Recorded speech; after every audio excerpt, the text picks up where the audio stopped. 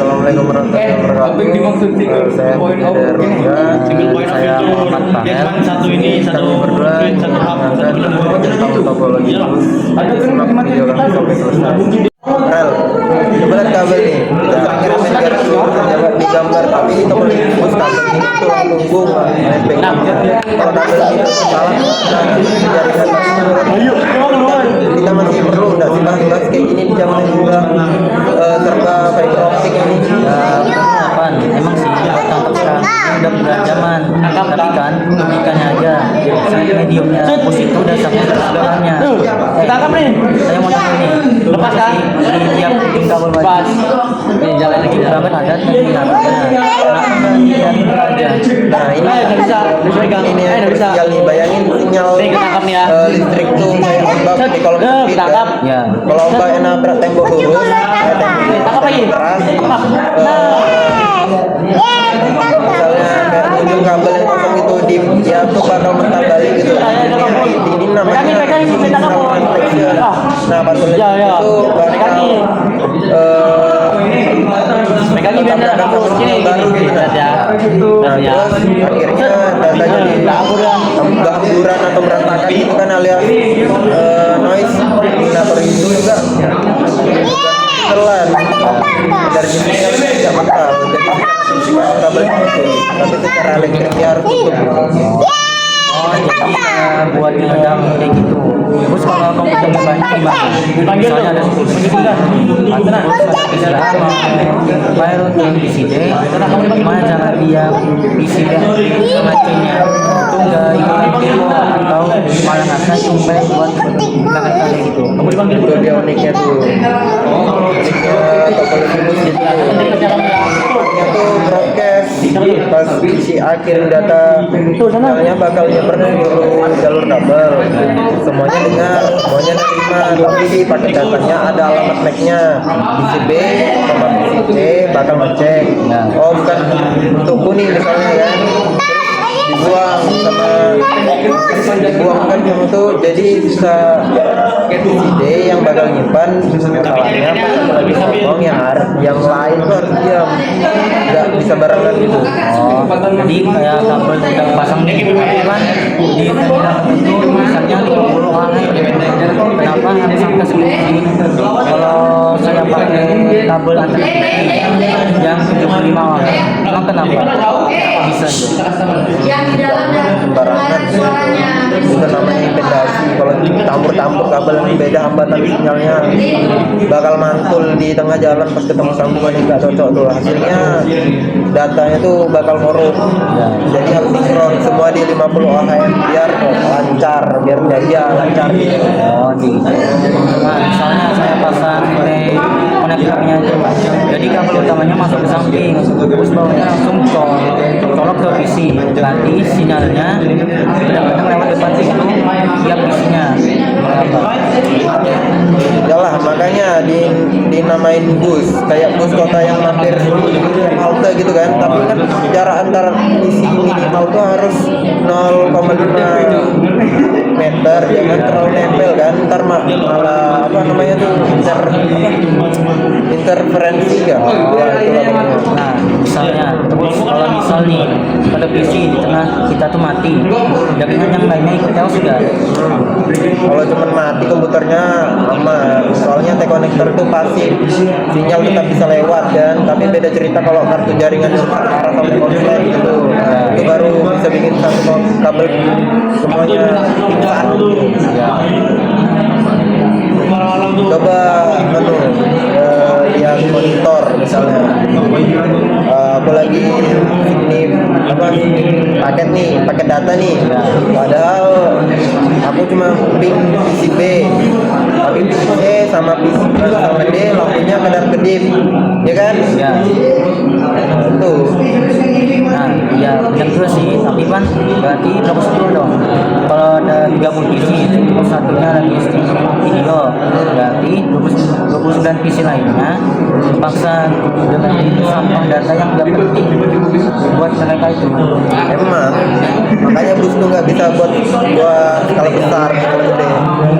Namanya satu collection domain, semakin banyak PC kan, semakin gede kemungkinan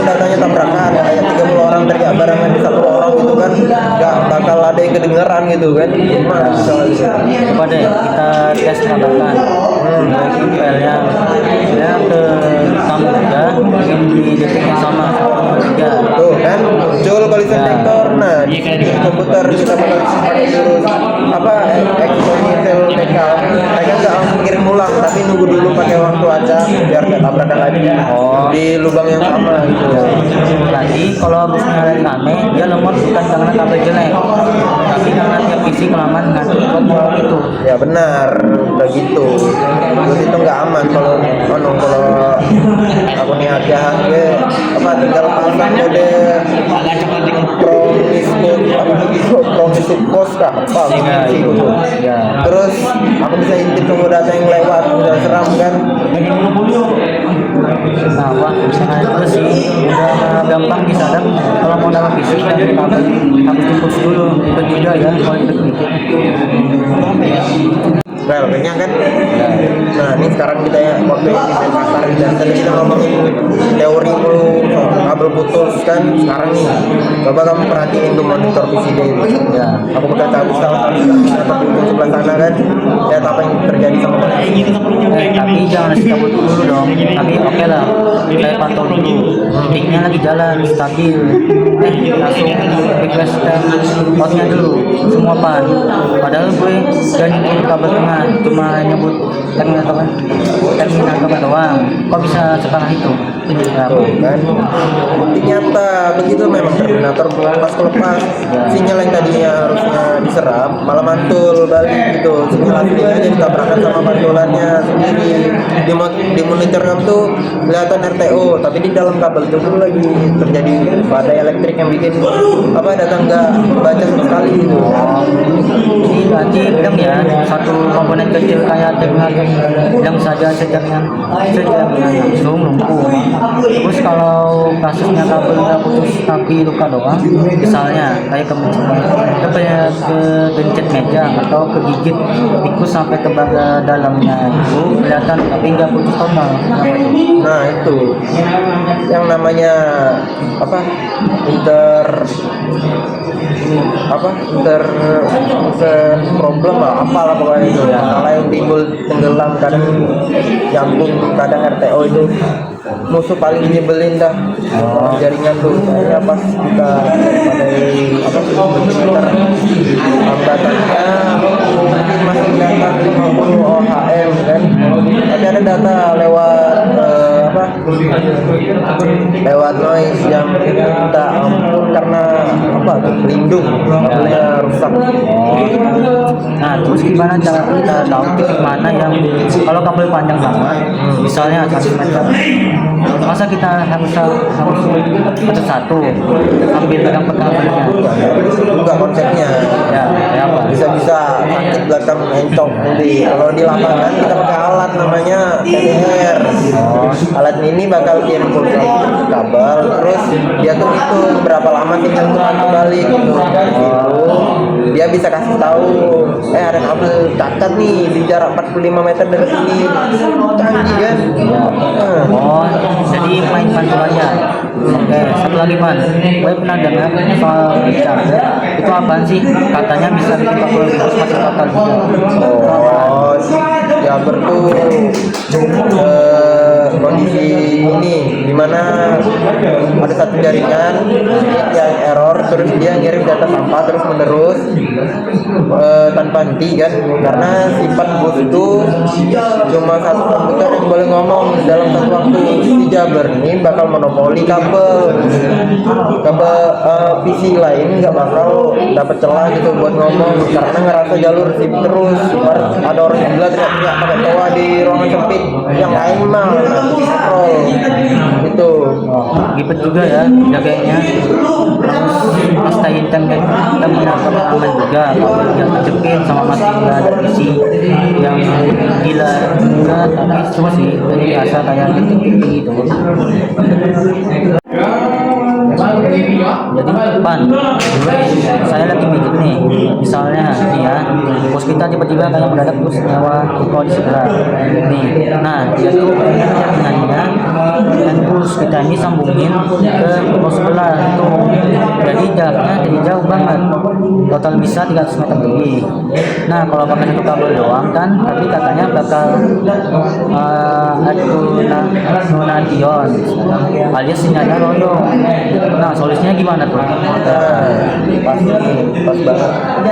Pas aku lagi megang barangnya nih, kita pakai repeater nih, ininya nih rel.